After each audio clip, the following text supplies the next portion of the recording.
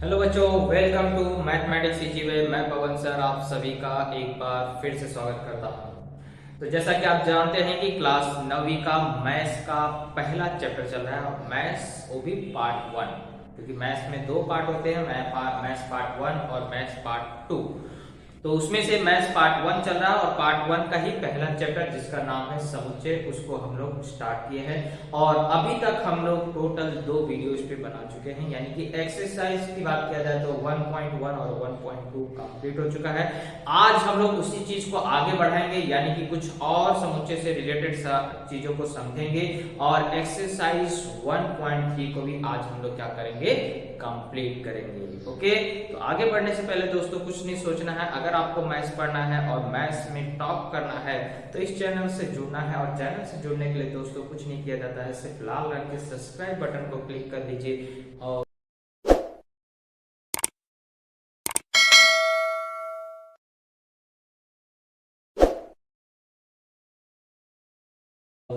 जो घंटी वाले में है उसे ऑल में प्रेस कर दीजिए। ऑल में इसलिए बोलता हूँ क्योंकि पूरे नोटिफिकेशन, जो भी मेरे वीडियो के नोटिफिकेशन हैं, वो आसानी तक आप तक पहुंचते रहेंगे और आप मेरे वीडियो तक आसानी से पहुंच सकते हैं। इसलिए आपको बेल आइकन में ऑल की बटन को जरूर प्रेस करके रखना चाहिए। ओके, तो आज हम लोग स्टार्ट करेंगे समुच्चय से रिलेटेड कुछ और टॉपिक्स को, और उसे आज हम लोग क्या करेंगे, कवर करेंगे। ओके, चलिए स्टार्ट करते हैं, देखते हैं क्या आज हमें सीखना है। तो आज हम लोग सीखेंगे उप समुच्चय के बारे में, विश्व समुच्चय के बारे में और पूरक समुच्चय के बारे में।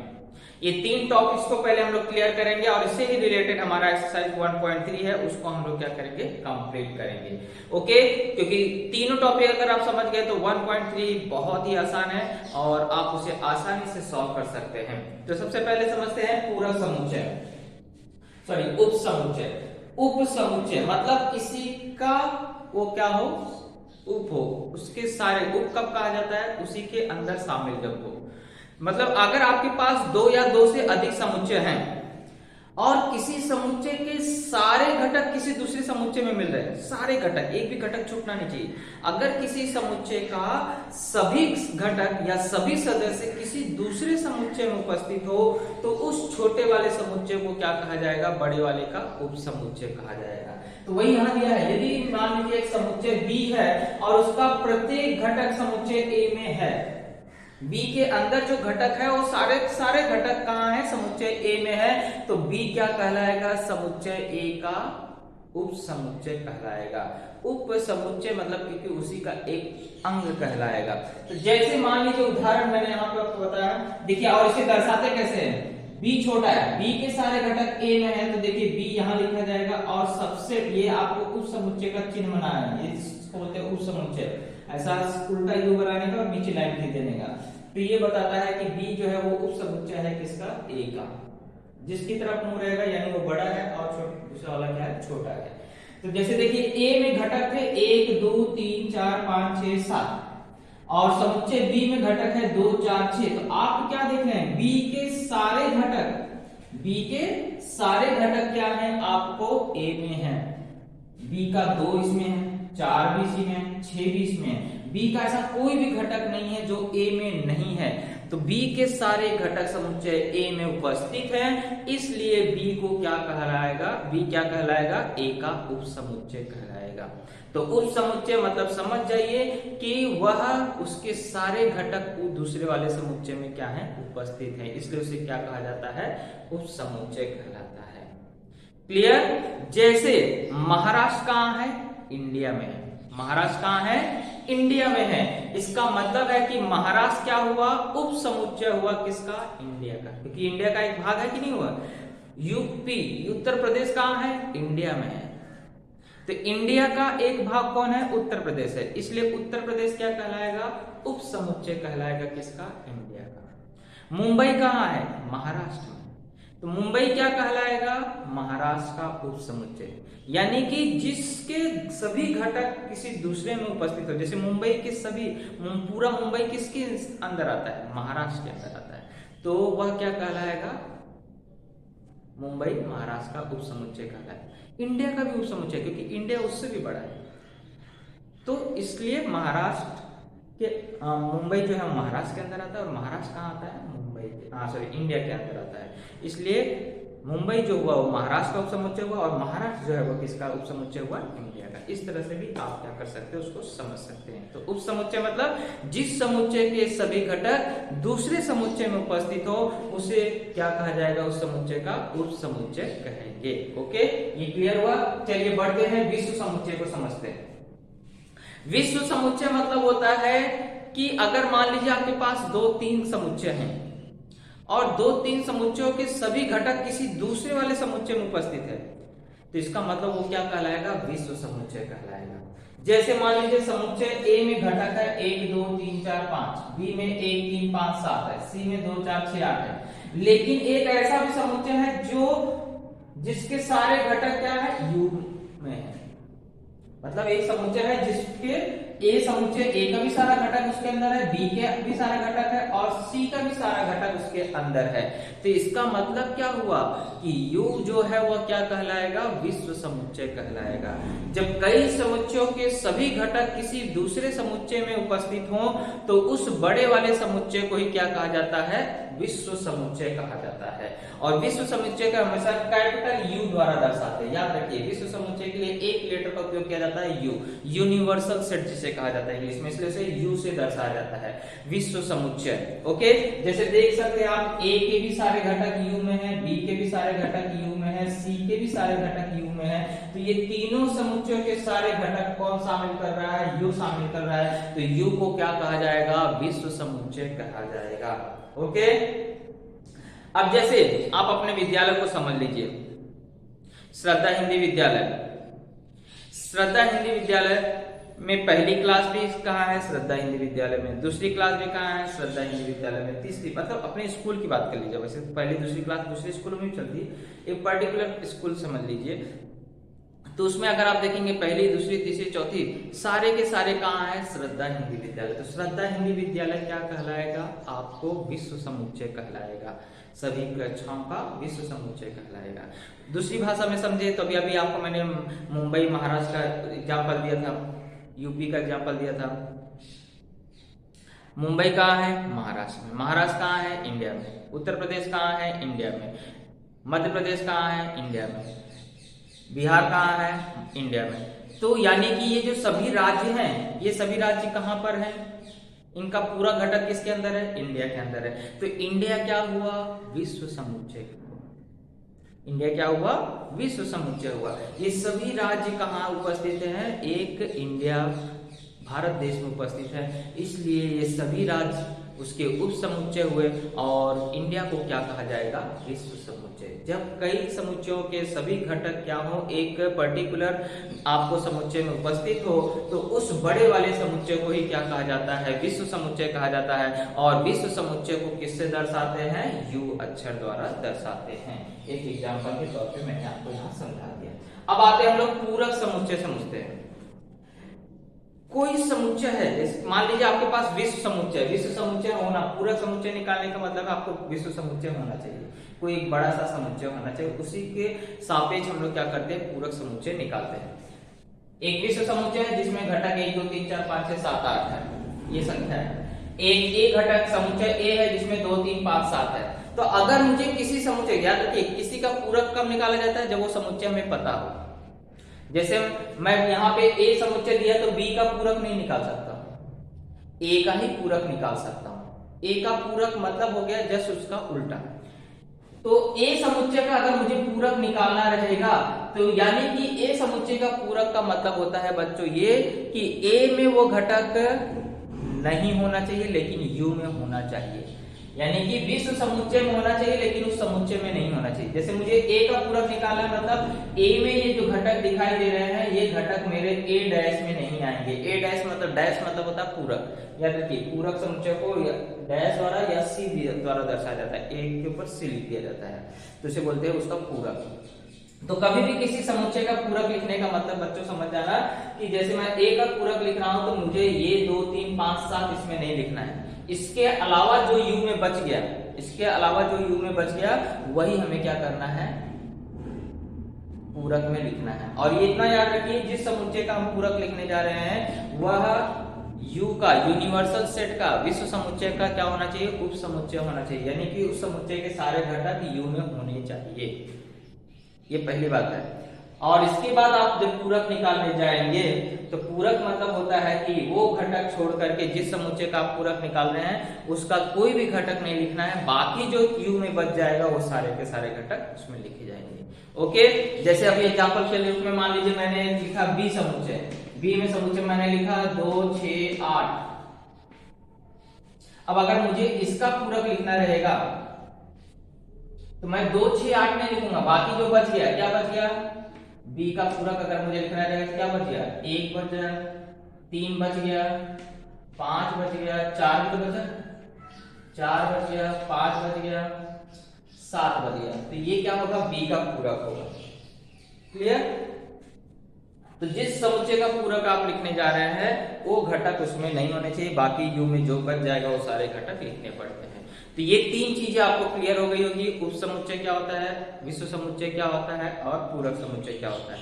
अब इसी से रिलेटेड हम लोग क्या करेंगे, एक्सरसाइज 1.3 को सॉल्व करेंगे। ओके, चलिए स्टार्ट करते हैं। क्वेश्चन नंबर फर्स्ट में क्या है? A B C D 4 समुच्चय दिए गए, 4 क्या दिए हैं? समुच्चय दिए हैं, और आपको यहाँ पे कथन लिखा गया और आपको पता करना है कि कौन सा कथन सत्य है और कौन सा कथन असत्य है। यही प्रश्न है।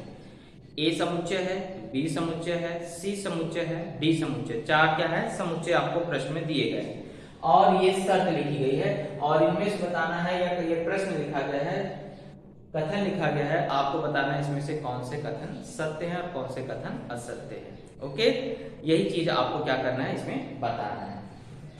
तो हर कथन में आप देखिए एक लिखा गया है कि ये इसका उप समुच्चय है, ये इसका क्या है? उप समुच्चय है। तो आपको चेक करना है कि क्या ये बात सही है कि नहीं। तो उप समुच्चय मतलब मैंने आपको बताया कि उसके सारे घटक दूसरे वाले समुच्चय में होने चाहिए। अगर ऐसा है तो वो कथन सत्य होगा, अगर ऐसा नहीं हुआ तो कथन क्या होगा? असत्य होगा। जैसे पहला वाला देख लीजिए, बोल रहा है सी उप समुच्चय है बी का। कौन? सी, क्योंकि मुंह देखो इसकी तरफ है, मतलब बी बड़ा है और सी क्या है? छोटा है। क्या सी के सारे घटक, सी के सारे घटक बी में है कि नहीं है, यही सिर्फ चेक करना है। तो सी कहां है हमारा? यहां पर है। इसमें कौन कौन से घटक है? बी और डी है। इसमें कौन से घटक है? बी और डी। अब ये घटक मुझे देखना है किसमें मिलने चाहिए? बी में मिलने चाहिए, समुच्चय बी में। तो समुच्चय बी में देखो बी तो दिखाई ही नहीं दे रहा है, ये वाला घटक है क्या इसमें? नहीं है। एक भी घटक छूट गया तो वह समुच्चय उप समुच्चय नहीं कहलाएगा।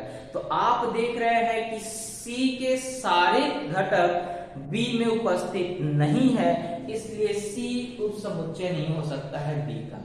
ये यानी कि ये कथन क्या है? असत्य है।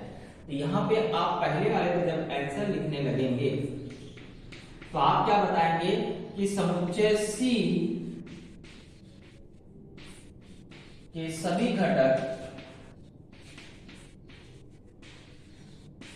समुच्चय बी में नहीं है,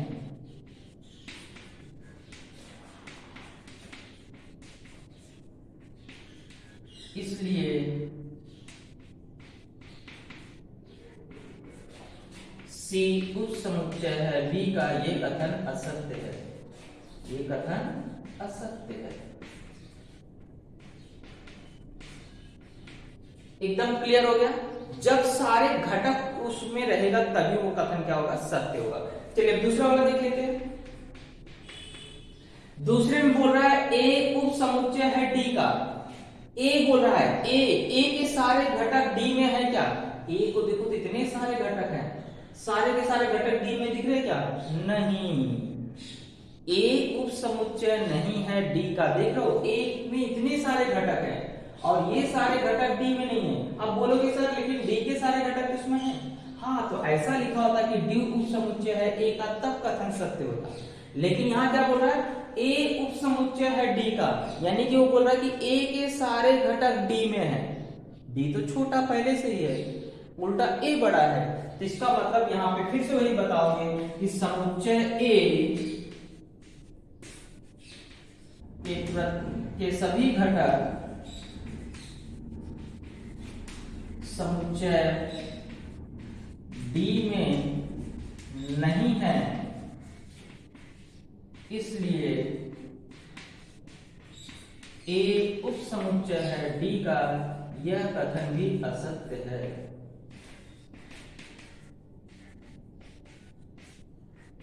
तो दो मैंने कारण के साथ बता दिया है। अब मैं आपको डायरेक्टली तीसरा चौथा सब आपको बिना कारण के लिखूंगा, लेकिन आप कारण के साथ बताइएगा।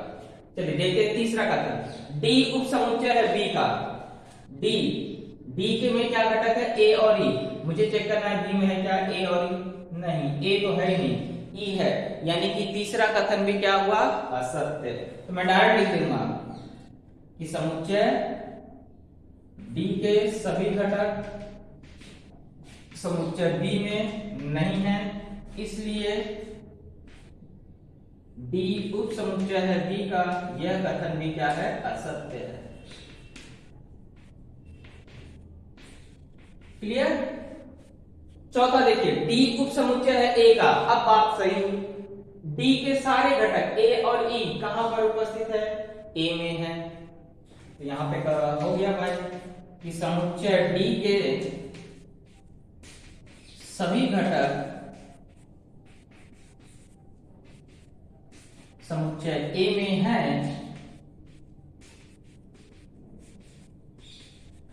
इसलिए डी उप समुच्चय है ए का, यह कथन सत्य है। यह कथन क्या है, सत्य है ना। जब सारे घटक उसके उपस्थित रहेंगे तो कथन सत्य होगा। अब पांचवा वाला देख लीजिए। पांचवा, बी उप समुच्चय है ए का। बी उप समुच्चय है ए का। देख लो सारे घटक, सी इसमें है, यस है, डी इसमें, जो बोलेगा उसके घटक मिलाना। देखो बोल रहा बी, तो बी के सारे घटक ए में चेक करना है। तो बी का, बी में क्या है, सी है, इसमें भी सी है, इसमें डी है, इसमें भी डी है, इसमें ई है, इसमें भी ई है, इसमें एफ है, लेकिन ए में एफ है ही नहीं, यानी ये कथन क्या हुआ, असत्य हुआ। मैं डायरेक्ट यहां लिख रहा हूं, यह कथन क्या है, असत्य है, क्योंकि बी में एफ है लेकिन ए में नहीं है। छठवां देख लेते हैं। सी समुच्चय उप समुच्चय है ए का। सी में क्या है, बी, बी है, डी है, डी, यस, सी के सारे घटक ए में मिल रहे हैं, तो ये कथन सत्य है।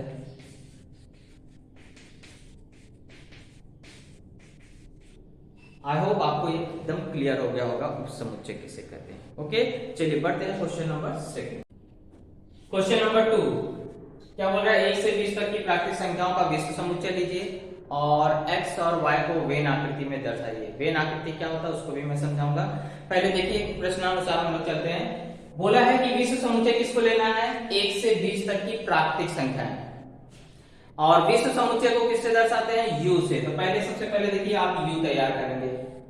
समुच्चय u तैयार करने का मतलब है कि आप उसमें क्या लिखेंगे, 1 से 20 तक के सभी प्राकृतिक संख्याएं। तो 1 से 20 तक गिनती लिख लीजिए, 1 2 3 4 5 6 7 8 9 10 11 12 13 14 15 16 17 18 19 20। इस तरह से आपने 20 तक प्राकृतिक संख्या लिख लिया, ये हमारा u तैयार हो गया। लेकिन इसे हमें वेन डायग्राम बनाना है, ये देखिए। तो पहले हम लोग समुच्चय तैयार कर लेते हैं, फिर वेन डायग्राम बताते हैं आपको। अब समुच्चय x में देखिए क्या लिखना है। समुच्चय x में बोल रहा है कि x लिखिए, लेकिन x क्या होना चाहिए, प्राकृतिक संख्या होनी चाहिए। और कौन सी प्राकृतिक संख्या होनी चाहिए, देखो यहाँ शर्त बोल रहा है कि x जो है वो 7 से बड़ा होना चाहिए। देखो सिर्फ आपको ये बना हुआ है, इसका मतलब होता है, देखिए इसका मतलब होता है ये बड़ा हो और ये छोटा हो, क्योंकि मुंह इसकी तरफ आ गया। और जब नीचे लाइन खींच देते हैं मतलब ये नंबर भी ले सकते हैं, और अगर नीचे लाइन नहीं है इसका मतलब वो नंबर नहीं ले सकते हैं। और x बड़ा होना चाहिए किससे, 7 से। इसका मतलब क्या हुआ, 7 छोटा है और x बड़ा है, यानी कि इसमें जो आप x लिखेंगे वो क्या होनी चाहिए, 7 से बड़ी संख्या लिखनी है हमें। लेकिन यहाँ संख्या आगे क्या बोल रहा है कि वो 15 से छोटी हो। देखो अगर नीचे लाइन होता है तो इसका मतलब 15 भी ले सकते हो, लेकिन नीचे लाइन नहीं मतलब 15 से छोटी लेना है। तो क्या बोल रहा है कि इसमें कौन सा नंबर लिखिए, 7 से बड़ा लिखिए और 15 से छोटा, वो भी क्या होनी चाहिए, प्राकृतिक संख्या होनी चाहिए। तो इसका मतलब समझ में आ गया आपको, एकदम स्पष्ट होना चाहिए कि इसका मतलब क्या है कि जब आपको नीचे लाइन खींचा रहेगा तो इसका मतलब वो नंबर भी ले सकते हैं, और नहीं खींचा रहेगा यानी कि उससे छोटा लेना है। और यहाँ देखो बताया उसने का घटक है, किसका घटक है, n। n मतलब क्या होता है, प्राकृतिक संख्या। तो हमें कौन सी प्राकृतिक संख्या लिखनी है, 7 से बड़ी, क्योंकि x बोल रहा है कि 7 से बड़ा होना चाहिए, 15 से छोटा होना चाहिए। तो 7 से बड़ा कौन सी संख्या होती है, 8, 9, फिर 10, फिर 11, 12, 13, 14, लेकिन बोल रहा है 15 से छोटी होनी चाहिए, इसलिए हम लोग 15 नहीं ले सकते हैं। तो ये हो गया हमारा x में नंबर आएगा समुच्चय A। ये गुणन वर्णन पद्धति में लिखा है, देखो इसे गुणन वर्णन पद्धति में लिखा है और हमने इसे सूची पद्धति में बदला है।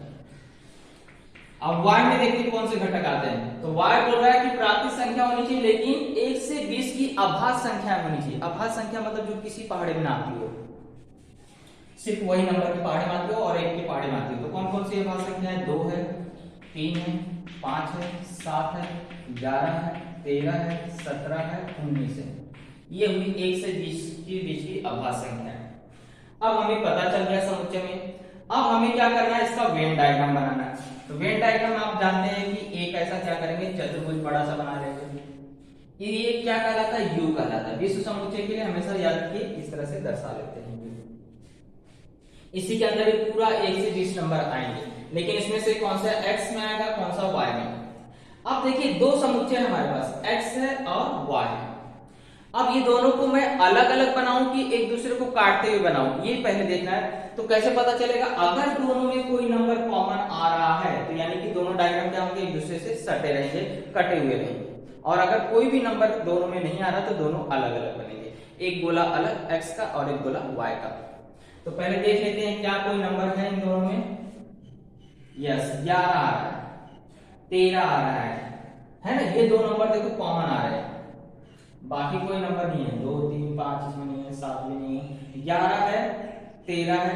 ये दो नंबर आपको क्या हो रहा है, दोनों में आ रहे हैं। इसका मतलब है कि दो संख्याएं ऐसी हैं जो x में भी है और y में भी है। तो इसका मतलब है कि दोनों को तो दो बार लिखा नहीं जा सकता है। तो हम लोग क्या करेंगे, जब x का आप आकृति बनाने जाएंगे समुच्चय x का, तो एक गोला बना लीजिए ऐसा। और क्योंकि दोनों में दो नंबर है तो ऐसा करिए कि दोनों को काटते हुए दिखा दीजिए। कभी भी याद रखिए, अगर दोनों में कोई कॉमन नंबर आ रहा है तो दोनों को काटते हुए दिखाना है, और अगर दोनों में अलग अलग नंबर है तो दोनों को x इधर रहेगा, y इधर रहेगा।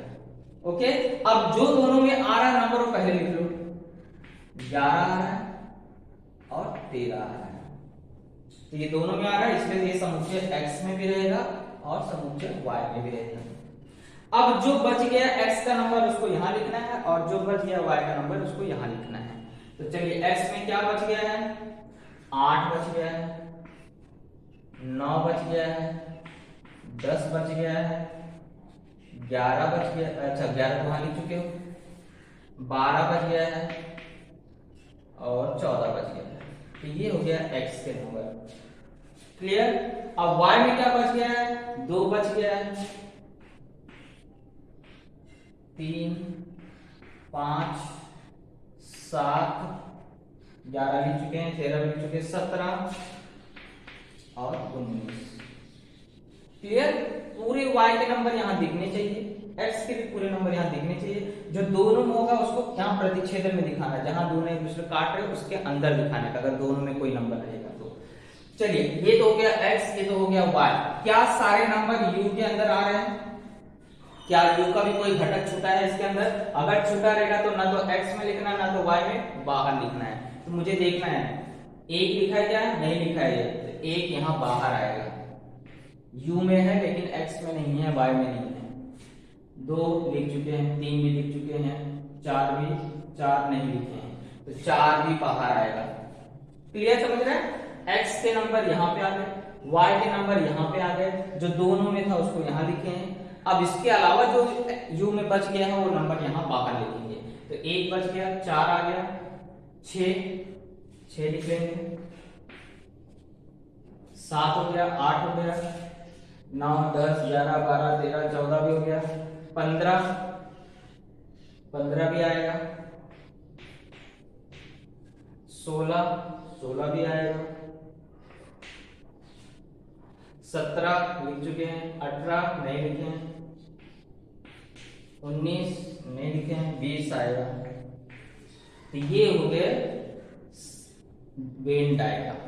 जो x में था x में लिखा गया, जो y में था y में लिखा गया, और इसके अलावा जो बच गया था वो बाहर लिख दिया गया। तो ये हमारा वेन डायग्राम तैयार हो गया। ओके, चलिए बढ़ते हैं क्वेश्चन नंबर 3 पे। नंबर 3 में एक विश्व समुच्चय दिया है और एक समुच्चय P दिया है, और आपको बोला है U, P और P डैश को दर्शाने वाला वेन आकृति बनाइए।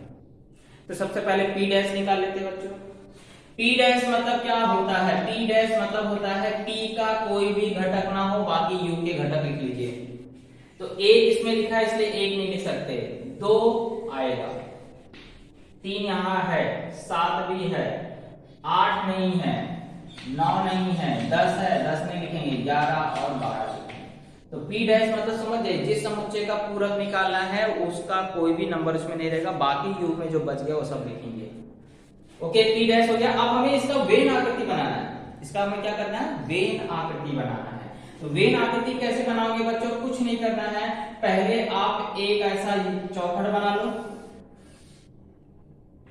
वेन आकृति इसकी बहुत सरल होती है। चौखट के अंदर समुच्चय P लिख लो। ये क्या है? हमारा विश्व समुच्चय है।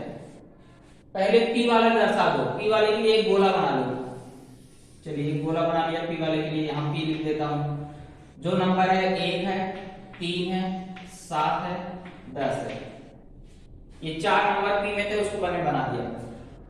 अब आप जानते हैं इसके अलावा जो बच गया वही तो क्या कहलाता है? P dash. P का पूरक मतलब इसके अलावा जो बच गया, तो जो बच गया वो बाहर लिख दो। 2, 8, 9, 11, 12, यही हमारा क्या हो गया? P डैश हो गया। अब P और P डैश को मिलाकर ही क्या बन जाता है? U बन जाता है। तो U के अंदर देखो सारे के सारे नंबर आ चुके।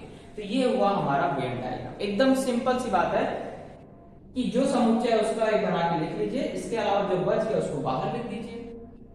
अब दोनों को मिला के हमारा U बन जाता है। इस तरह से हमारा डायग्राम कंप्लीट हो गया। सेकेंड में बोला है कि P डैश का P डैश निकालिए और P से तुलना करिए। चलिए P डैश का P डैश निकालते, यानी कि इसका पूरक, जिसका पूरक बोलेगा उससे U से तुलना करना है। अब P डैश का पूरक निकाला मतलब ये नंबर्स नहीं आएंगे, इसके अलावा जो बच गया, तो देखो 1 बच गया, फिर 3 बच गया, 7 पे लिखा है, नहीं 7 भी नहीं लिखा है, 8 लिखा है, 9 लिखा है, 10 नहीं लिखा है, 11 लिखा है, 12 लिखा है। तो P डैश का पूरक हमने जब निकाला तो 1, 3, 7, 10 आ रहा, तो वही तो नंबर P में भी है, यानी कि ये हमारा क्या हुआ? समीकरण नंबर 1। तो अगर हम देखें तो समीकरण 1 और समीकरण 2 की तुलना करें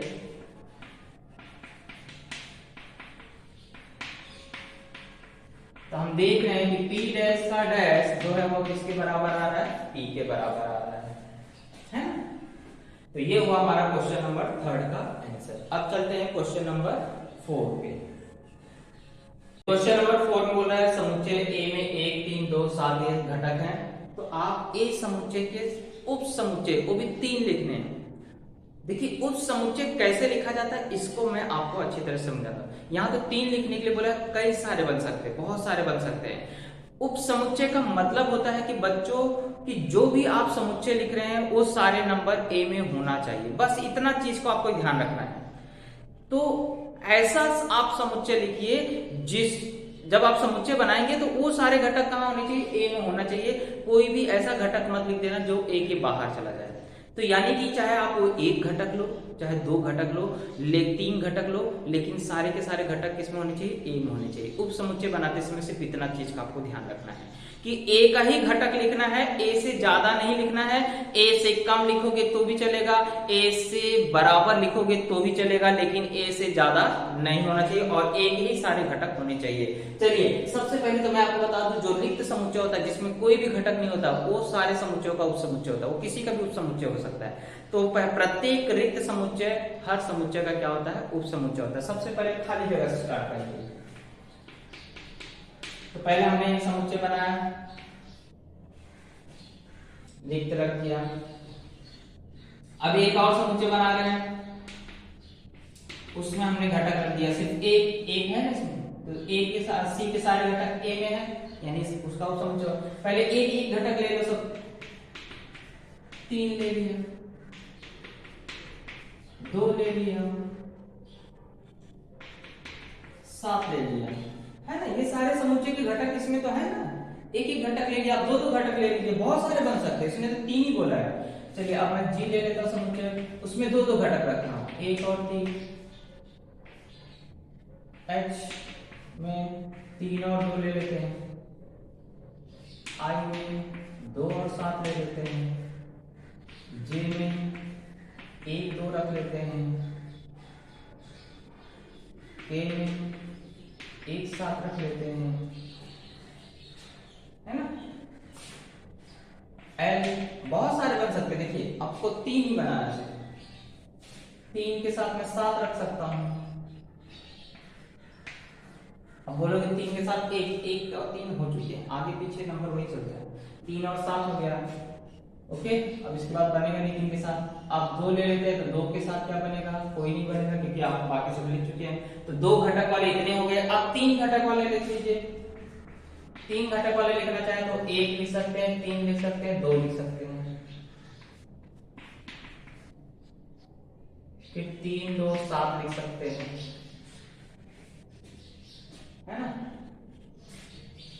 फिर 1 2 7 लिख सकते हैं।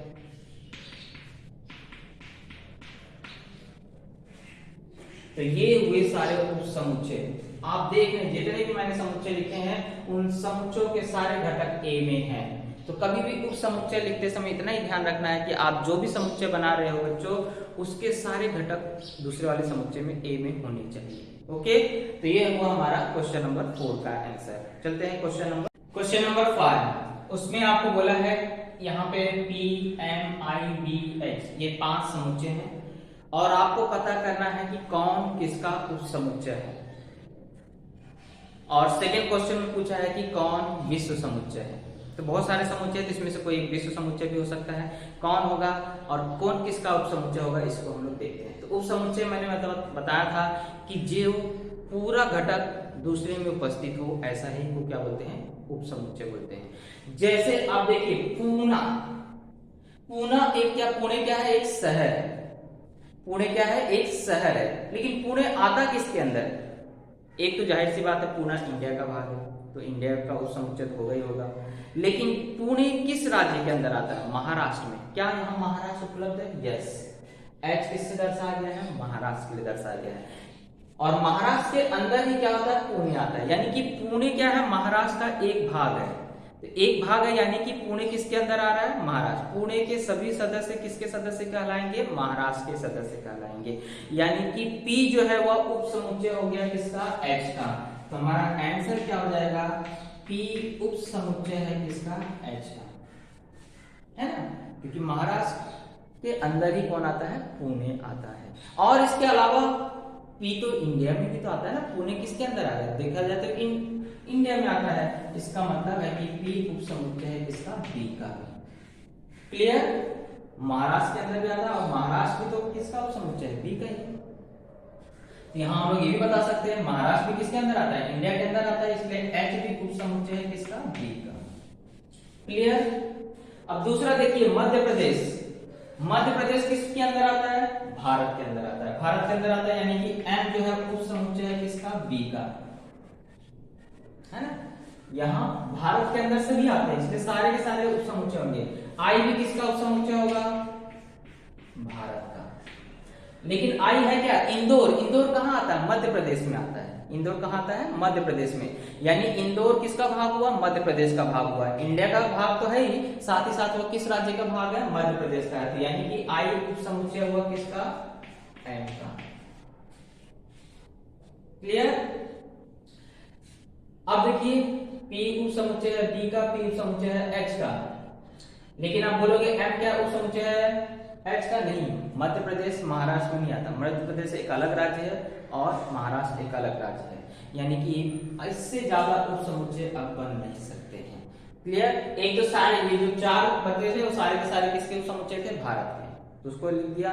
इसके अलावा पुणे कहाँ आता है, महाराष्ट्र में, यानी पुणे किसका उपसमुच्चय हो, महाराष्ट्र का। और इंदौर कहाँ आता है, मध्य प्रदेश में, यानी कि आपको आई जो है वो भाग हो गया किसका, उपसमुच्चय हो गया एम का। ये उपसमुच्चय हो गया, पहले प्रश्न का उत्तर हो गया। सेकंड बोल रहा है कि कौन विश्व समुच्चय, विश्व समुच्चय किसको बोलते हैं, जहां पर बहुत सारे समुच्चयों का एक क्या हो, विश्व मतलब आपको सबसे बड़ा समुच्चय हो। तो आप देख रहे हैं भारत, ये सारे समुच्चयों के सारे समुच्चय किसके अंदर आते हैं, भारत के अंदर आते हैं। तो भारत क्या हुआ, विश्व समुच्चय हुआ। यानी कि आप बता दो कि समुच्चय भी क्या है, विश्व समुच्चय है। इन सभी समुच्चयों में बड़ा कौन है सबसे, बी। तो बी क्या हो गया, विश्व समुच्चय।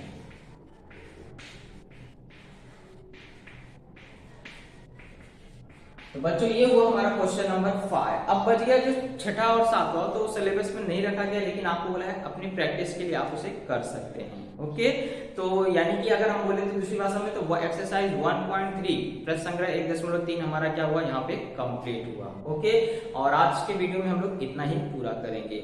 चलिए मिलते हैं अगले वीडियो में, तब तक के लिए अलविदा लेने से पहले मैं यही कहूंगा, अगर आप चैनल पर नए हैं तो दोस्त सब्सक्राइब जरूर करके जाना, और पसंद आ गया है तो वीडियो जरूर लाइक कर दीजिएगा, और दोस्तों के साथ शेयर करना ना भूलें। ओके, चलिए मिलते हैं अगले वीडियो में, तब तक के लिए जय हिंद, जय